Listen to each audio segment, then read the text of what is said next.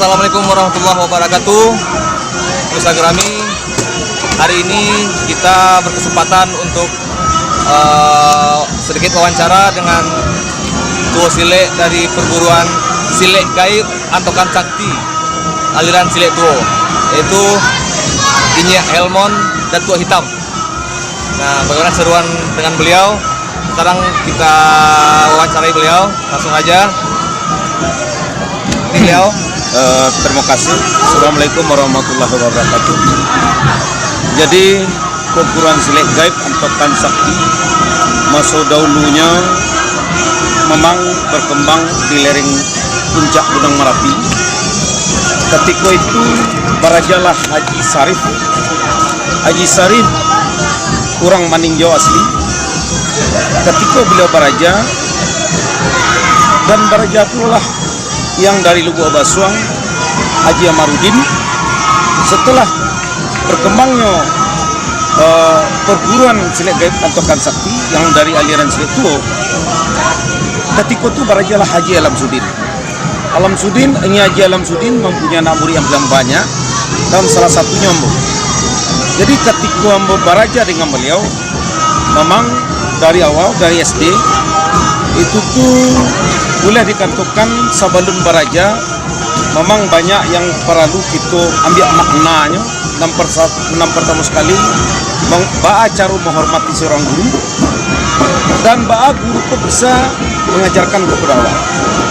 Jadi ketika itu karena mau ketik waktu itu, jadi langkah awal yang Ambo lakukan, yang pertama sekali termasuklah mauri-uri beliau, membujuk-bujuk beliau, dan termasuk membuat kopi beliau, membuat minuman beliau.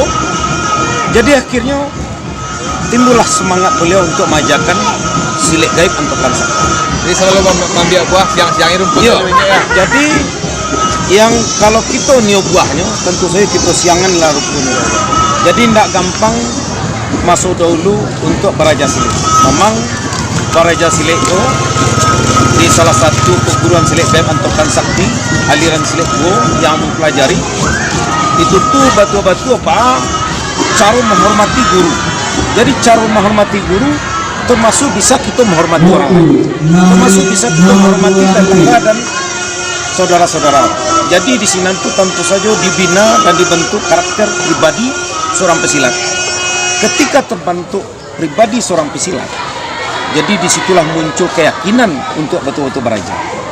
Jadi makna dari Silek Tuo yang pertama sekali tentu saja membela, yang kedua menjago saku jupu saku, yang ketiga menjago nagari, yang keempat menjago lantak supadan. Jadi menjago bukannya seorang istilahnya seorang pendekar harus bertarung, bukan itu. Seorang pendekar bukannya istilahnya dipaik matu babelang di menyambut peluru tabang, bukan itu. Jadi istilah kan ada orang mengatakan seorang pendekar dipaik matu babelang pandai menyambut peluru tabang. Tapi seorang pendekar bukan itu yang sebenar. Seorang pendekar yang berasal dari Minangkabau adalah sifatnya adalah menjago, memelihara, menjago hati, menjago pemikiran, menjago mata, menjago tangan, dan menjago persahabatan. Jadi dengan menjago seluruh makna dari perguruan Silek itu di dalam kehidupan itu tuh sangat diterima oleh masyarakat banyak. Dimanapun awak itu tuh memberikan kehidupan yang bisa layak. Berarti dalam Silek Minangko tetap yang nomor satu itu adab, ya? Adab. Jadi membentuk karakter seseorang itu betul-betul mempunyai adab. Jadi dahulunya Ambo pernah baraja, syarat dari baraja Silek Tuo ada adab, ilmu, amal, iman, ikhlas. Apa yang dikatakan adab? Adab itu menghormati guru dan menghormati seluruh kawan-kawan, dan menghormati yang tua dan sampai yang muda-muda. Tetap walaupun anak kita selalu menghormati. Adab, ilmu lagi. Ilmu yaitu mempelajari, dipelajari seluruh karakter Silek dan baraja, langkah Silek dan seluruh makna dari Silek. Ketika ilmu telah dapat, diamalkan, dikerjakan. Ketika ilmu telah dapat, dikerjakan, sudah tuh dicontohkan ke dalam kehidupan bermasyarakat. Jadi dikatakan amal, iman. Iman itu keyakinan. Seorang pendekar mempunyai keyakinan yang penuh tentang dirinya. Jadi kalau seorang pendekar tidak mempunyai keyakinan yang penuh, berarti bukan seorang pendekar. Sampai ya tahapnya ya. Iya. Jadi nanti dikatakan iman sudah tuh ikhlas.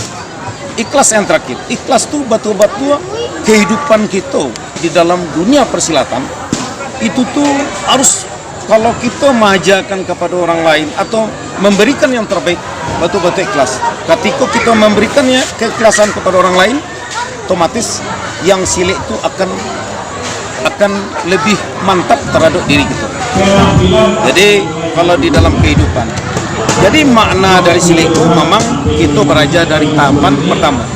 Tahapan pertama yang sampaikan tadi, kita mencoba membersihkan dukunnya, kita belajar adab, ilmu, amal, iman, ikhlas, dan ketika itu yang silik itu betul-betul mengalir.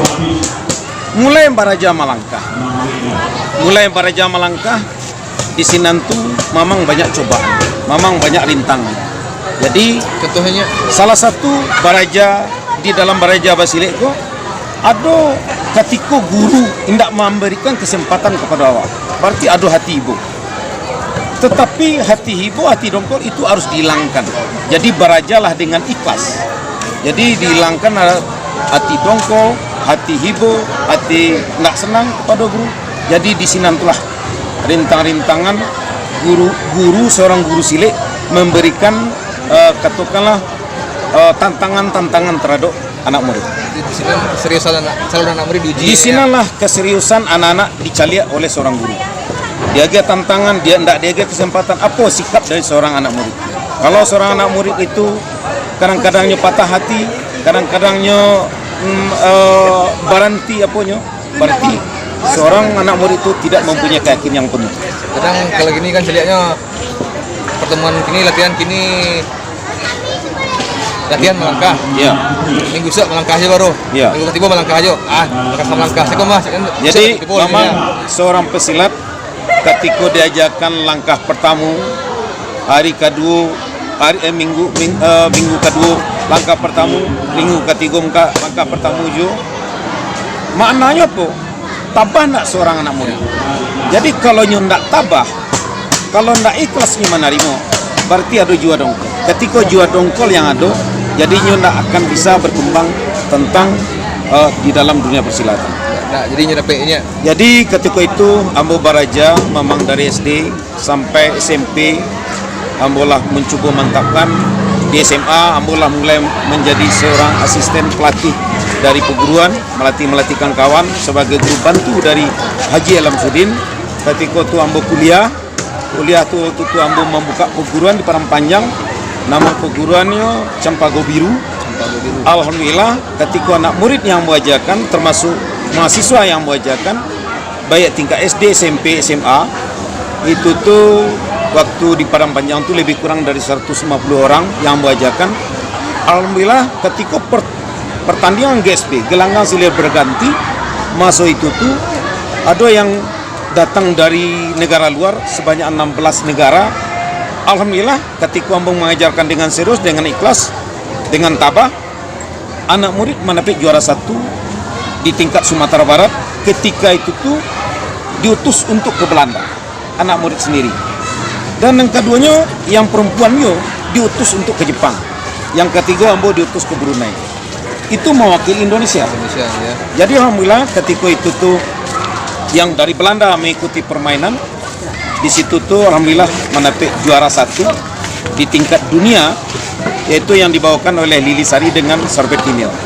Jadi ketika Sorbet Kinil dengan Lili Sari perlombaan di Belanda, habis itu pulang nyobakan hadiah piala, dan kami kumpulkan seluruh perguruan tua-tua silik yang ada di Lubuk Basung. Jadi ketika itu tuh mangko semangat timbullah bagi pendekar-pendekar yang ada di Lubuk Basung. Di situ tuh ambo cobakan mengumpulkan, ambo coba berunding, mangko bangkitlah silik-silik tradisi yang bermacam aliran yang di negeri Lubuk Basung. Yang lah lamo Jadi sebenarnya sifat seorang guru kadang-kadang ketikanya mengembangkan ilmu silat ada ketika sasaran yang ada dia mencari perguruan lain, kadang-kadang perguruan itu dibunuh. Jadi cari ke sasaran lain yang bunuh, itu sifatnya tidak membangun. Jadi paling tidak ambo akan mencoba yang salamoko membangkitkan silat tradisi, mengumpulkan tua-tua silat untuk bayoyo babukan batido, untuk mengembangkan silat tradisi batu-batu anak-anak negari kita, anak kemenakan kita mencintai seni tradisi silat Minangkabau. Jadi seluruh tradisi Minangkabau itu yang diajarkan setiap perguruan itu tuh adalah mempunyai hak paten masing-masing, memang mempunyai kelebihan masing-masing. Dan kita tentu saja ya yang setelah diajarkan adab ilmu amal iman ikhlas, batu-batu kita saling menjago. Jadi yang makna dari silat itu kita jago perasaan perguruan sasaran yang lain, kita jago perasaan perguruan yang lain. Itulah caranya untuk mengembangkan silat tradisi. Mungkin insya-Allah, dan tadi ambo telah berbincang, telah ambo diskusi dengan beberapa perguruan silat. Beliau meminta kepada ambo, Mak Datuk Hitam, tolong kami dikumpulkan tua-tua silat dan sinan kita berkumpul di sini kita bicarakan silat-silat awak. Jadi insya-Allah mudah-mudahan setelah selesai perlombaan yang di Maninjau, kamu akan coba mengumpulkan seluruh perguruan-perguruan silat yang ada di Nagari Bawaswang dengan bermacam aliran-aliran. Jadi insya-Allah untuk membicarakan kemajuan silat Minangkabau sendiri. Untuk membicarakan kemajuan silat tradisional Minangkabau. Dan kedua, dan mempererat silaturahmi ya. Ya. Dan kedua, kita bisa menekankan kepada angku-angku nenek mama atau pangulu menggadang bahasa batuah di nagari yang ada di Minangkabau. Salah satunya katakanlah khususnya di Nagari Lubawaswang, ambo akan cuba menerapkan setiap kerapatan adat itu adalah permainan adat di Nagari Lubawaswang atau permainan adat di Minangkabau. Jadi permainan silatku adalah permainan anak nagari yang dicintai oleh seluruh budaya dan termasuk nenek mama. Dan nenek mama wajib hukumnya untuk menjunjung tinggi dan bersama-sama dengan guru-guru silat untuk bayoyo batido babukan mengembangkan silat tradisional Minangkabau khususnya di nagari masing-masing. Ya, yang keduanya tentang mereknya nama perguruan silat gaib Antokan Sakti dan silat tuo. Badek silat gaib Antokan Sakti namanya, pas sejarahnya.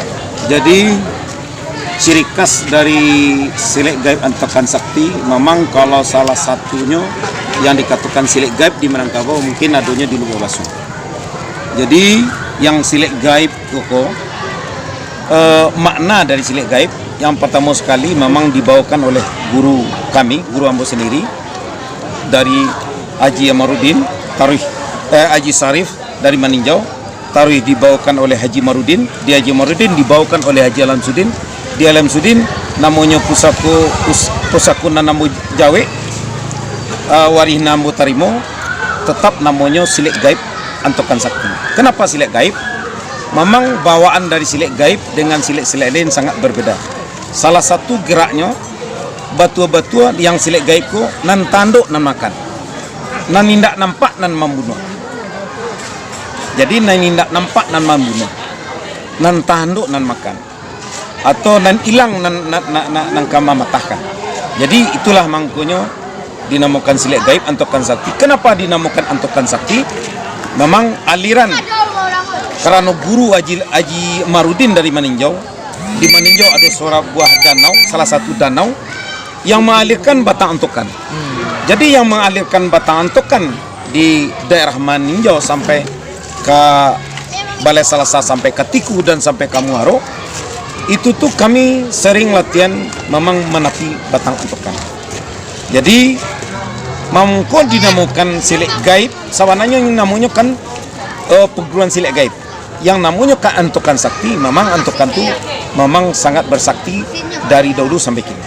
Jadi mangko dinamakan Antokan Sakti. Memang salah satu sejarah mungkin yang tidak bisa kita hilangkan. Ketika dahulunya ada seorang anak ketek menangis di situ tu, tibalah seorang induk mantukkan anaknya di tepi sungai Batantokan, tapi dicaliak nak nampak. Jadi ketika anak ketek menangis nyu antokkanlah. Jadi di tepi sungai Batantokan tu nyu sampai antokkan mangko banamulah sungai Batang Antokan. Jadi kesaktiannya tu apa? Kesaktiannya tu dicaliak nak nampak di Rabu pun nak tarasu. Jadi memang tu sejarah yang sangat panjang tentang masalah Batang Antokan. Yang silet gaib memang alirannya dari silet tu. Jadi ciri khas dari silet gaib memang namanya pencaknya jelas, yang silatnya jelas. Jadi yang pencaknya apa? Pencaknya ketika melakukan balabik tangan, batu-batu rapik seluruhnya. Jadi maknanya rapik ikoko kalau guru nama menyampaikan sahabat nak nampak, dan satu adalah yang gaib atau Tuhan. Jadi ketika melakukan yang silet gaib, ciri khasnya tidak ada yang terbuka tangan.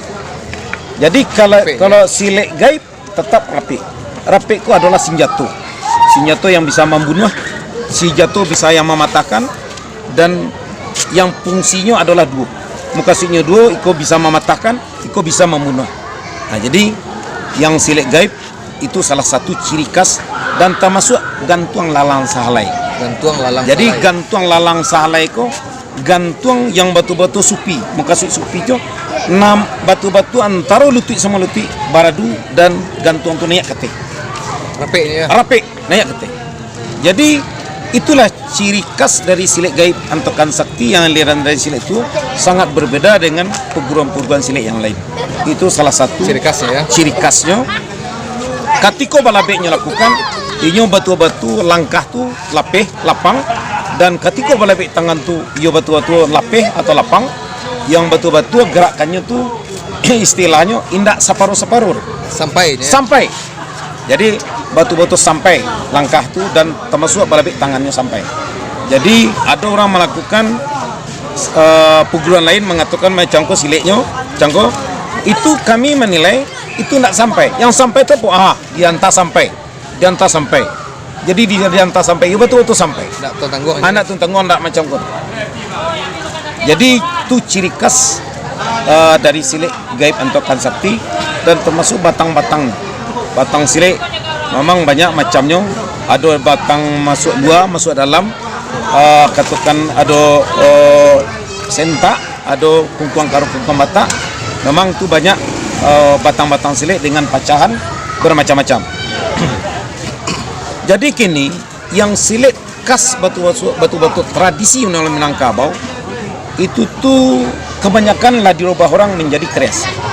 Jadi paling tidak yang ciri khas silet tradisi Minangkabau itu batu-batu kita mengembalikan adik lamu pusang-pusang baanan digarihkan oleh nentu-tua kita, itu yang kita sajikan kepada namu dunia. Ijan betul menyampaikan silet itu dengan keindahannya saja, dengan penuh kreasi. Jadi tradisinya hilang. Jadi tentu saja ambo sangat berharap kepada seluruh tua-tua silet yang ada di Minangkabau, ajarkanlah adik lamu pusaka-usang namanan balabek, namanan silang, namanan gantuan tu batu-batu diajarkan banalah kepada anak-anak. Dan termasuk pecahan batang silet. Pecahan batang silet ko kalau kini kita lihat banyak yang dijadikan kreasi. Apa maknanya? Maknanya adalah keindahan saja. Jadi keindahan saja. Jadi tradisi inilah. Jadi kalau ambo sangat berharap kepada tua-tua silet atau perguruan-perguruan silet yang ada di Minangkabau, khususnya di Kabupaten Agam, pada umumnya di Lubuk Basuang, paling tidak ajarkan yang betul-betul tradisi ini Minangkabau yang mana. Jadi mungkin tentu saja tradisional Minangkabau yang aliran silet Tarala, aliran silet Kumango, aliran silet balam segala macamnya kan, yang betul-betul diajarkan lah yang asli silit Minangkabau yang tradisi, Yang originalnya. non original. Dulu dari warih nama Jawa keturunan Rawi dari warih nama Jawa pusaka usang batu-batu itu nang ketuang. Sebab kalau yang kreasi sadonya bisa orang melakukan. Kreasi indahnya rancaknya kan itu saja yang kini yang terjadi. Jadi paling tidak bagi kita sadonya seluruh guru-guru silet yang ada di Minangkabau ajarkanlah yang betul-betul tradisi. Kalau sekedar pertunjukan saja tentu saja keindahannya yang muncul. Ya. Tapi yang tradisinya hilang kan itu. Mungkin itu salah satu dari saran Nambo atau katakanlah permintaan Nambo kepada seluruh guru-guru silet yang ada di Minangkabau. Mungkin itu. Ini Ya. dan ketiganya Ya. apa harapan atau pasannya untuk anak muda-muda di Minangkabau ini supaya anak-anak muda Minangkabau lebih mencintai tradisinya, terutama silet. Jadi sebenarnya kalau Nini Mama harus dan wajib menyarankan kepada anak dan kemanakan beliau untuk mengajarkan silet di maju ada guru, kapan perlu datangi guru, biayai guru. Itu salah satu. Yang kedua, Ambo sangat berharap kepada pemerintah daerah. Pemerintah daerah di Minangkabau katakanlah 19 kabupaten kota yang ada di Provinsi Sumatera Barat, jadikanlah betul-betul setiap sekolah menjadi semacam ekstrakurikuler yang katakan wajib. Jadi tidak bisa hendaknya silet tradisional Minangkabau hilang begitu saja. Jadi tentu saja kalaulah diterapkan setiap sekolah-sekolah dan termasuk nenek mama yang ada di Minangkabau memberi dukungan dan dorongan terhadap anak kemanakan yang ada di selingkar atau dikatakan di kaum masing-masing untuk belajar silet, itu salah satu tugas nenek mama dan termasuk tugas pemerintah. Itu saran Nambo kepada pemerintah daerah dan termasuk nenek mama yang ada di Minangkabau. Dan berikutnya kalau kini kita perhatikan banyak sasaran nenek mama sendiri kurang peduli. Jadi kenapa kurang peduli? Mungkin nenek mama kurang tahu nyoba abana seorang nenek mama. Kalau nenek mama tugas pokok dan fungsi nenek mama itu tentu saja siang impuan malam jago-jago. Maknanya siang impuan malam jago-jago kan diperhatikan anak-anak dan kemanakannya siang hari dan diperhatikan pula setiap malam. Apa kegiatan yang lakukan setiap malam? Kalau nenek mama alah malam marilah tiba di maghrib atau ketika Isa masuk inyo lalu itu bukan seorang nenek mama menjalankan tugas pokok dan fungsi. Muka suinya malam tuh perhatikan di mana anak kemanakan belajar, beri dukungan dan dorong. Jadi itu banalah tugas nenek mama. Kalau tugas nenek mama hendaknya lakukan, mencak tuka nenek mama. Jadi tuka yang nenek mama yang betul-betul peduli tentang seni tradisi Minangkabau supaya mangkat kaum. Jadi kalau nenek mama indak mama liaro, indak menjago, tidak memperhatikan anak kemanakan yang ada di kaumnya masing-masing, tentu saja kemanakan banyak kemanakan nan mama banyak ke mama. Jadi terjadilah nenek mama kurang diarago oleh kemanakan. Tetapi kemanakan diajar tahu, ketik diajar tahu, gadang diajar pandai seorang nenek mama, apalagi mamanya pandai basilik, tentunya kemanakan sendiri sangat menghormati mama. Jadi di sekolah fungsi seorang nenek mama di Minangkabau. Ada pula nenek mama yang memperhatikan dek diangke oleh kaum deknya kayu, adanya di rantau. Jadi tentu saja pokok dan fungsi seorang nenek mama tidak terjalan. Jadi kalau kamu angke nenek mama khususnya di Minangkabau, carilah nenek mama yang betul-betul yang calon-calon nenek mama yang betul-betul memperhatikan anak kemanakan dan termasuk jan yang dirantau. Kan itu. Jadi mungkin dengan dorongan itu nenek mama dengan pemerintah dan termasuk sasaran-sasaran yang ada di lingkungan nagari masing-masing nan nenek mamaku harus memberikan dukungan dan semangat terhadap anak kemanakan dan termasuk guru sendiri. Jadi kalau tanpa ada dukungan dari nenek mama, tentu saja yang pertama sekali anak kemanakan kurang semangat dan termasuk guru pun sendiri kurang semangat untuk mengajar. Ya, kok dan terakhirnya tidak kalah penting jinan tadinya ya. Jadi. Yuk untuk penyemangat nama menonton video nya. Iya. Kami minta oleh-oleh C atau 2 petan kuat dan ciri khas dari Silik Gaib. Iya. Jadi insya Allah aku akan mencobakan salah satu ciri khas atau batang silik. Tentu saja tidak sadoi. Kalau sadonya kamu ajarkan, tentu saja datang ke rumah itu. Itu sareknya. Tapi kalau nanti untuk cik jodoh ambo peragakan. Tapi kalau untuk sadonya harus belajar sampai ambo gitu. Itu sarek kan nilainya ya. Itu sareknya. Jadi insya Allah ambo akan cobakan kepada anak-anak anggota Silik yang lain. Kamu coba panggil manan gantuan lalang salai, nama nan patangkuan, nama nan mati tidak pada. Tidak pada. Iya, mati tidak pada. Sip. Ya, silakan ya.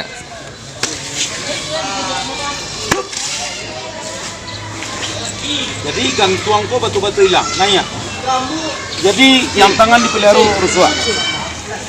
Tangan dipelihara rusua. Nah, si koko bisa dikaitkan macam ko. Kaitkan macam ko. Nah, enggak. Yang kedua, mati nak berdarah. Jadi mati. Tadi itu gantuang lalang salai. Gantuang lalang salai. Gantuang lalang salai. Nan kini ko nya Nan kini ko mati nak berdarah. mati tidak berdarah.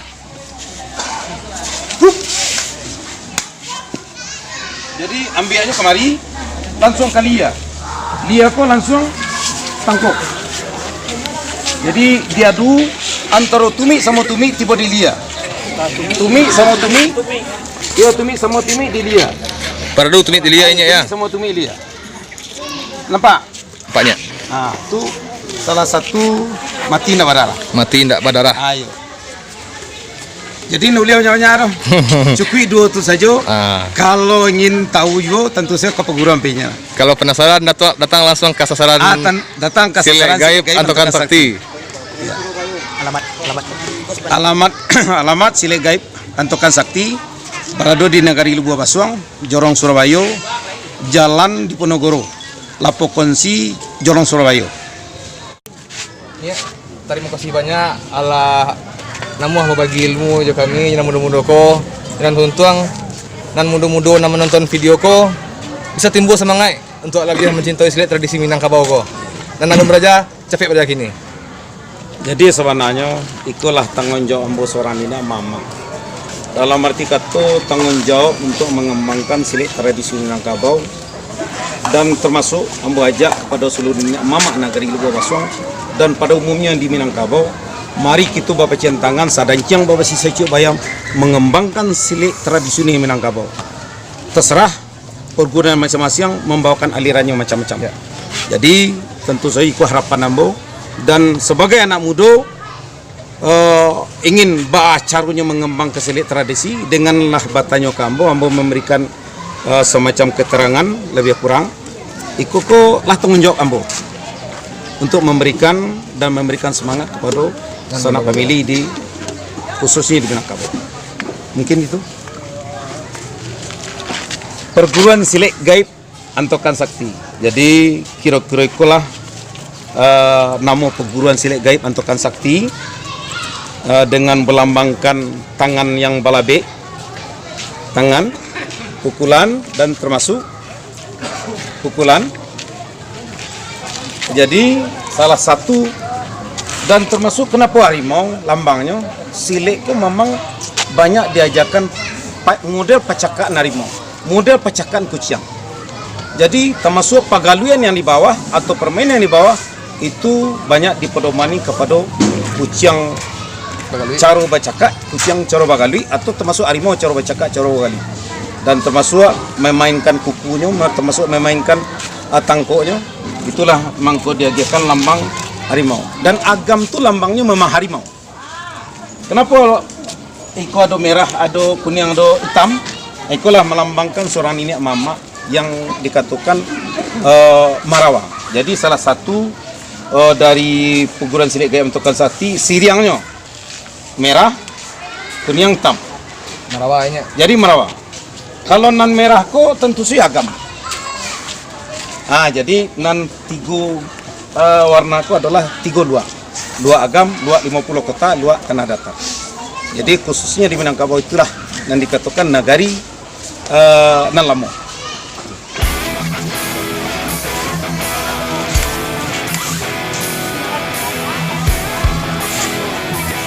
Ya.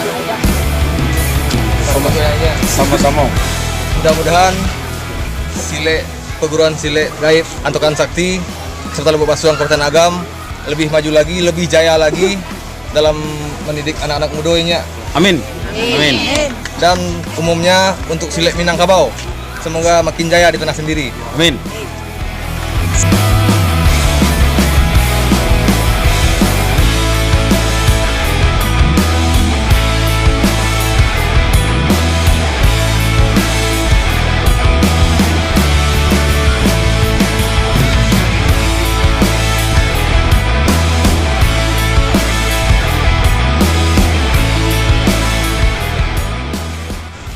Perguruan silat gaib Antokan Sakti.